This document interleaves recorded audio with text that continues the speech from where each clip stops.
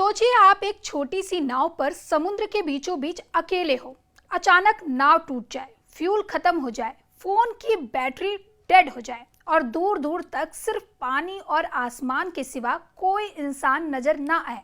ऐसी हालत में कोई इंसान कितने दिन जिंदा रह सकता है? 2 दिन, 4 दिन या हफ्ते भर?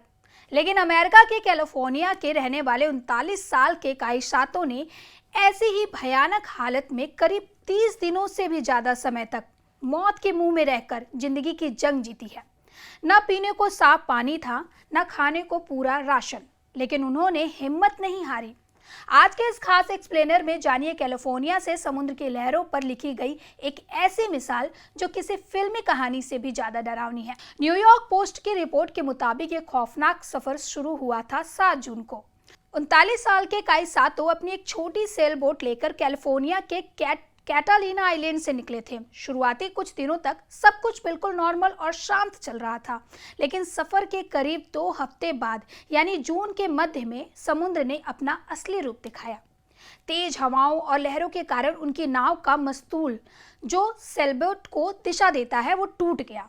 इसके बाद नाव बेकाबू हो गई। मुसीबत यहीं खत्म नहीं हुई। कुछ ही घंटों में नाव का इंजन फ्यूल खत्म हो गया और मोबाइल फोन की बैटरी भी जवाब दे गई। अब काई के पास ना तो कोई नेविगेशन था, ना किसी को मैसेज भेजने का जरिया और ना ही अपनी लोकेशन बताने का कोई साधन। नाव समुद्री धाराओं के साथ बहते हुए कमर्शियल शिपिंग रूट से मीलों दूर निकल गई। चारों तरफ सन्नाटा, बेपनाह पानी और कड़कड़ाती धूप। काई सातो बताते हैं कि जब उन्हें एहसास हुआ कि वो उस रास्ते भटक चुके हैं जहां बड़े जहाज गुजरते हैं, तो उनका दिल भी पूरी तरह टूट गया।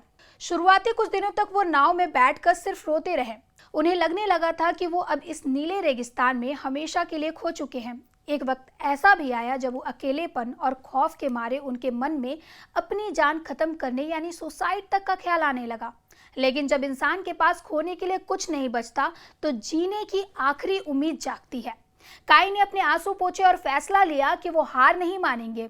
उन्होंने नाव में पड़े बेकार पीवीसी पाइप और कयाक के पैडल को मिलाकर एक काम चलाऊ मस्तूल और पतवार तैयार की, ताकि नाव को किसी तरह कमर्शियल शिपिंग लेने की तरफ मोड़ा जा सके।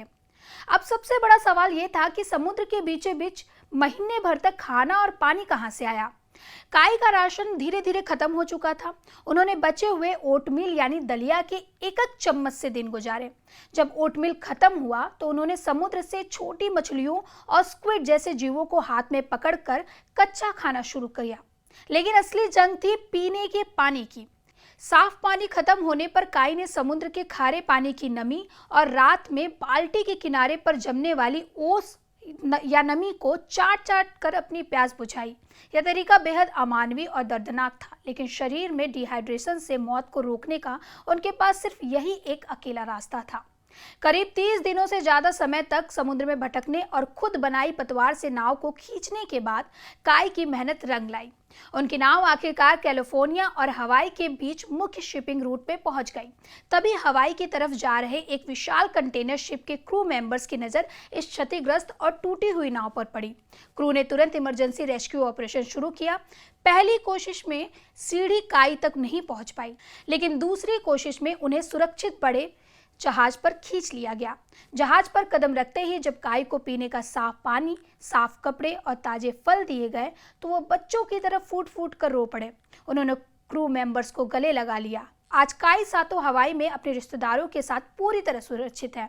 हैरान करने वाली बात यह है कि इतने खौफनाक मंजर के बावजूद उन्होंने कहा कि वो भविष्य में फिर से समुद्र की यात्रा करेंगे। बस इस बार नाव बड़ी और सुरक्षा उपकरण ज्यादा होंगे। काई सातो की ये कहानी हमें सिखाती है कि हालात चाहे कितने भी खौफनाक क्यों ना हो, जब तक सांसें चल रही हैं, उम्मीद का दिया बुझने मत दीजिए। धन्यवाद।